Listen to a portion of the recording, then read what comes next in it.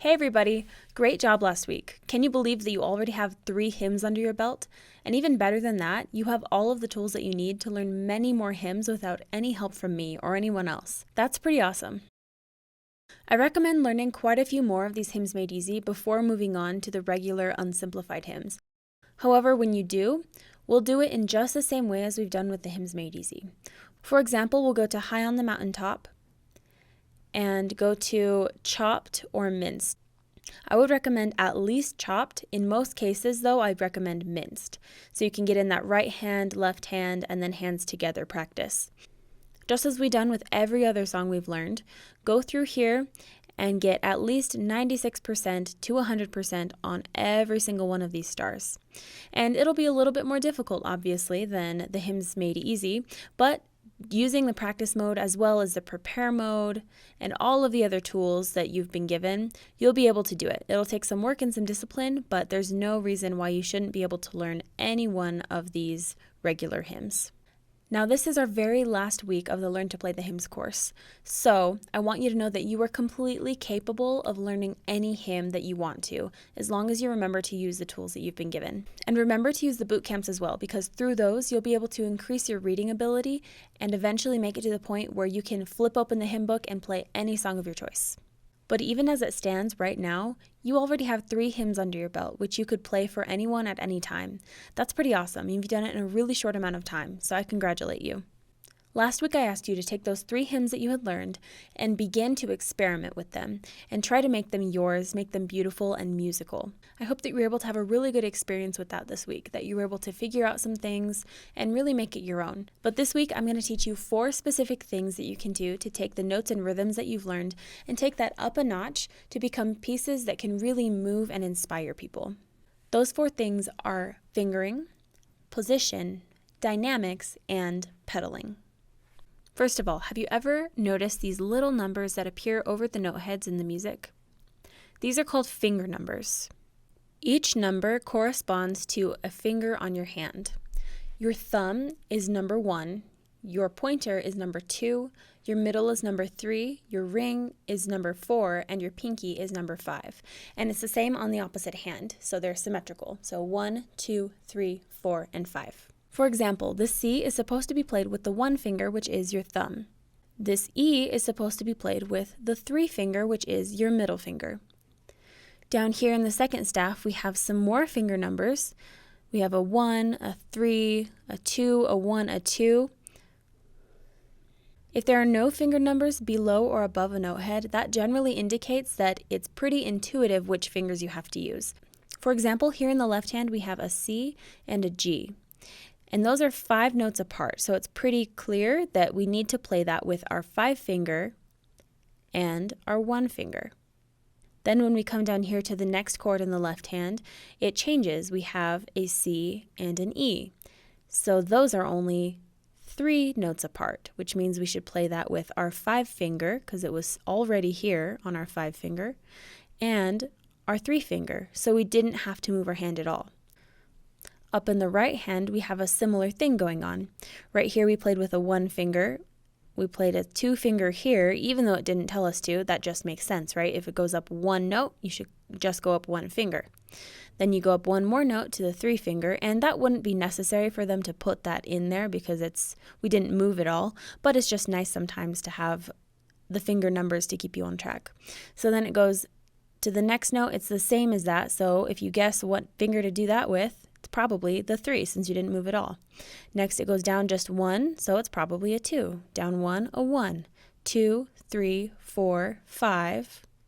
3, 1, 2, 3, 3, 2, 3, 5, 3, 2. And that might take a little bit of practice, but really it's not as complicated as it seems. Most of the time, if there's no finger numbers, you just move your hands up and down the keys the way it seems you should. You shouldn't move your hand position unless it's necessary. There are some times, however, when you do need to switch hand positions, right? So that's where finger numbers come in. In the second staff, for example, it starts out the same. We have 1, 2, 3, 3, 2, 1, 2. But here, we're going to have to go up higher than just our fifth finger. We're going to have to change our hand position. So it's telling you right here that in order to make that more easy, so you don't have to skip your pinky up on the keyboard, which is really not correct technique at all and it's just going to make it really difficult for you, it's having you switch your hand position before that, so it's a lot easier. So here we have 1, 2, switch back to 1, which looks like this. 1, 2, 1, 2, 3, 4, 4.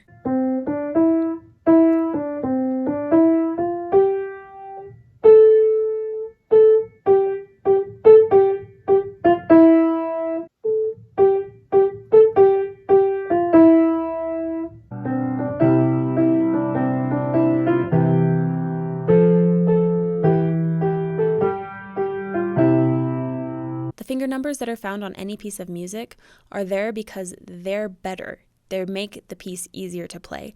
So I want you to really pay attention to the finger numbers that you see on each piece of music that you play. Make sure that you're playing each note with the recommended finger.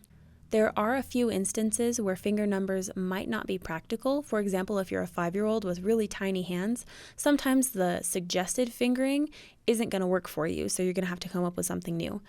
However, for the vast majority of people, the correct finger numbers that are shown on the music are going to be the best bet for you. They're going to be the easiest and make it the most fluid.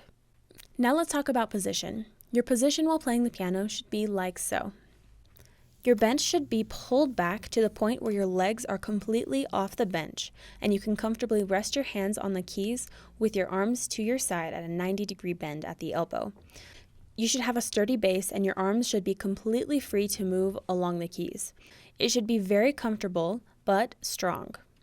Your hands should be rounded as if you were holding a ball in them. It's good to practice this by actually holding a stress ball in your hand over the keys to see what it should feel like. Your hands should keep this basic position throughout, but they should not be stiff. If you lift your wrist with the other hand, it should bend and give way to the weight of your hand. Try to think firm but light and strong but graceful with everything you do in piano. Now let's talk pedaling. Pedaling is really quite simple when you learn 2 basic rules. The first is don't continue to hold the pedal down as you play conflicting sounds. A really good way to demonstrate this is to play something you know and continuously hold the pedal down. You'll begin to hear that it sounds awful, and that's because you're playing conflicting notes that really should not be played together. Generally speaking, the pedal should not be down for very long. It should be down for very short increments of time. However, this brings us to the second rule, which is never lift off the pedal when you're not playing anything. When you do that, it creates a weird silence and just ruins the whole effect of using the pedal. There, of course, might be times when you should lift off the pedal if you're playing music that has a pause in it where it's supposed to be silent. For the most part, though, when playing the hymns, you pretty much want to hear the pedal throughout. You want that effect. It makes it sound a lot smoother. Then the only time when you would want silence is between the verses.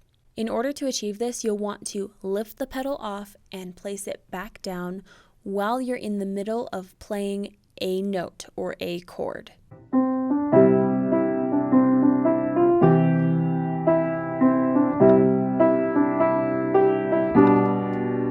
That way, you don't get the conflicting other notes, but you also don't leave a silence.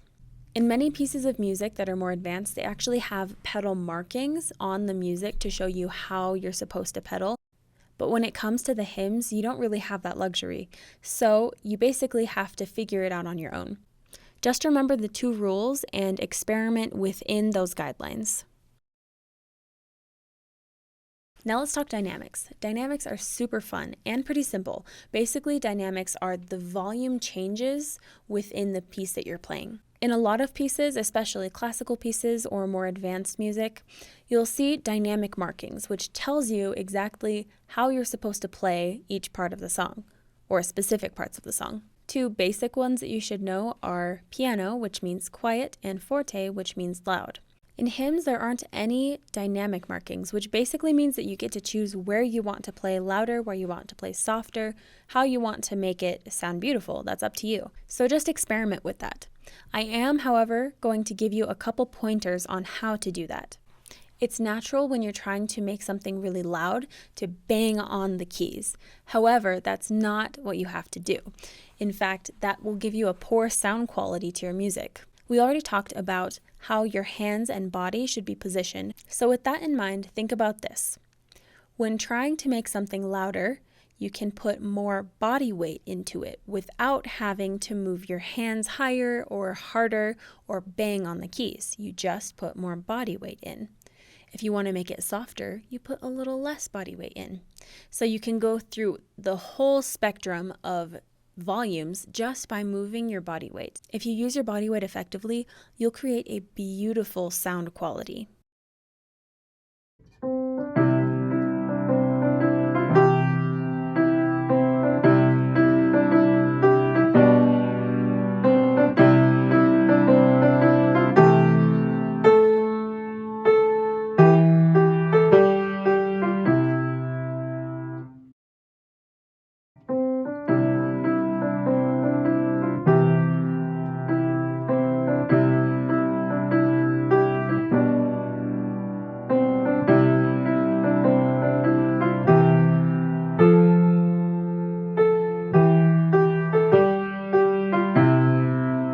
It'll take some practice, but if you can figure out how to use all of these tricks, you'll sound like a pro. Not only will your music sound amazing, but it'll be a lot more fun for you to play it and to experiment with it as well.